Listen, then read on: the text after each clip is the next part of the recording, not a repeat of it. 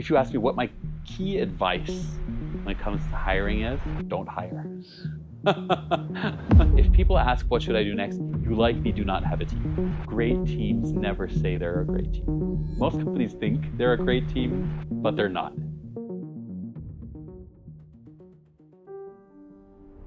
A great team is something that you really feel. It's something where you really feel a strong kind of inner emotional response. And a really great team, to me at least, feels like the opposite of a blueprint. I think in like non-teams, or as you would say, average teams, there's much more of you do this, you do that, you do this, you do that, right? And people kind of also asking for that. Hey, so what do I do, right? I think a huge tell for an average team or a non-team is if people ask, what should I do next, right? If people ask, what should I do next, you likely do not have a team. If you would ask everybody and they would really be truthful, I think everybody would say Cobrainer for the most part of its existence was not a great team. Not having a great team means, people's stuff is hard. It's complicated. I've done development talks for a long time, but like in a non-great team, development talks are kind of their work. It's not, I just want to continue selling. I want to continue building. I don't want to do this people stuff. But now I just want to, talk to the people about their ideas, what they want to do next, and how they kind of see that feeding into their career. And I'm just excited to kind of listen to that. The other one is just, this general excitement of people just coming to me and like sharing stuff. It was so hard to get people to share stuff in the past. And now people are like sending me stuff and like asking me, hey, can I share this with the team? And I'm like, yes, please. All right. And like, they're kind of like late at night, they're like, coming to me, hey, I need to show you something. I need to show you what I built. What? They used to be exactly between 9 to 5, or like, let me say, there would be a strong kind of, the distribution would be very strong between 9 to 5, and now it's any time of day, and that just shows like people are, they're not kind of just doing work. They're really kind of feeling that they're contributing to something, and they're like almost starting to treat it like a hobby, right? And I think that's super great. Maybe finding your passion is not even hard work. Maybe you finding your passion wasn't even that hard work. Maybe like what you say, like what you regard as hard work was just being courageous, right? Just like at the end of the day, it's really these like moments where you kind of say, like, I'm a little bit scared. Like, am I gonna do this? Am I gonna take that risk? But like at the end of the day, like if you decide to take the risk, which is, I think that is actually the hard part. The hard part is actually being somewhat courageous in taking certain steps towards the passion, towards finding your passion, right? And I think that's one of the core parts one of the core parts of Cobrainer's mission is not only to show you places that speak to your passion or that kind of invoke passion for you, but also showing you that yes, you should be courageous and it's possible to take these steps, right? We do team retreats all let's say once a year, right?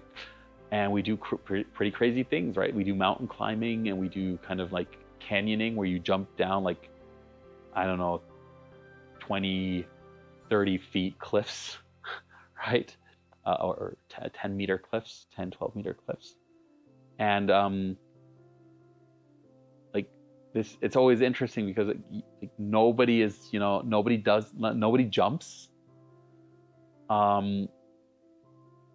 And then the guide jumps.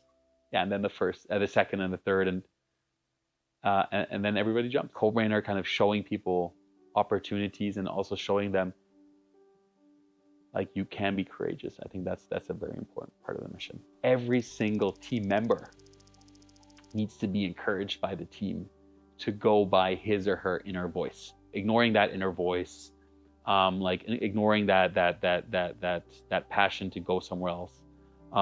It will always, even if you do your best work, you could do much better work somewhere else. Individual alignment, I think, is something that is still super overlooked. You have to actually tell people it's okay for you to think about leaving this team. It's okay. Start thinking about leaving this team. Like, do you want to fire me? Nope. I want to keep you, but I want you to not feel restraint, not making the feeling of personal misalignment a taboo topic. That's something that's quite new at Cobrainer. There was like for a long time there was this, please don't go, we need you, we really, really need you, what can we do to not have you go, right? None of that anymore. Now it's, hey, you should think of leaving. Right? I actually literally tell, when are you gonna leave? I think now almost in every I tell people I want everybody to leave this company, right? Eventually, not today, but or maybe today, right? But no, I tell everybody to leave, and that was that kind of speaks to this, like understanding your personal alignment and your individual alignment and reflecting it as like this, per definition, if you're not personally aligned, the team is not aligned. What companies can do differently is not be so focused about retaining, pacifying, hoarding talent, but rather, engaging in a dialogue on where do you want to go and how can I help you get there. If you ask me what my key advice when it comes to hiring is number one, don't hire.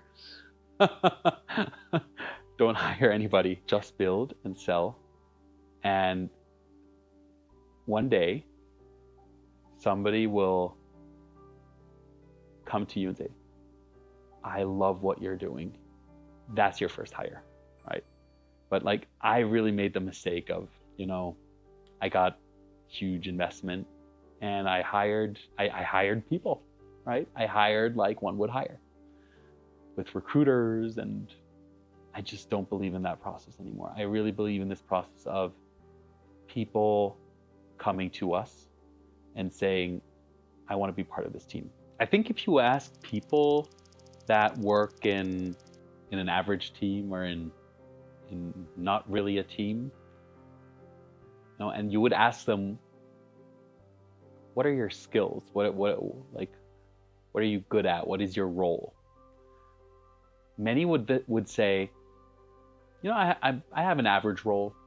I have, they would say, my job title is this. And they're not really able to answer like what they actually do, what their skills are,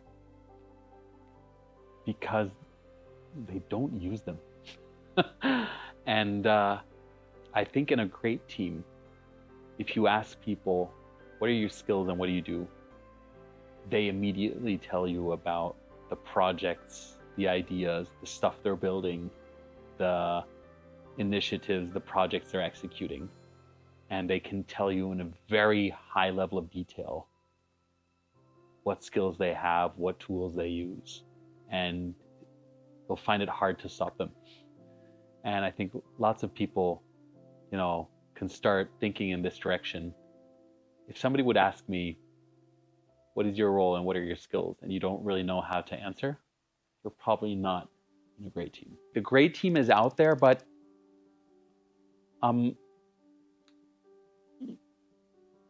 it's also, you also have to allow yourself to have your current team evolve into that great team, right? So like, nobody starts in a vacuum, right? There is, it's not like like a light switch and suddenly you have a great team. It's just out there, right? And it's, but you have to put in some effort, some energy in kind of building, realigning, reorganizing, putting together those puzzle pieces. You'll never find that perfect team right away, but you'll find, I would say, like a good foundation, which like one can form into that great team.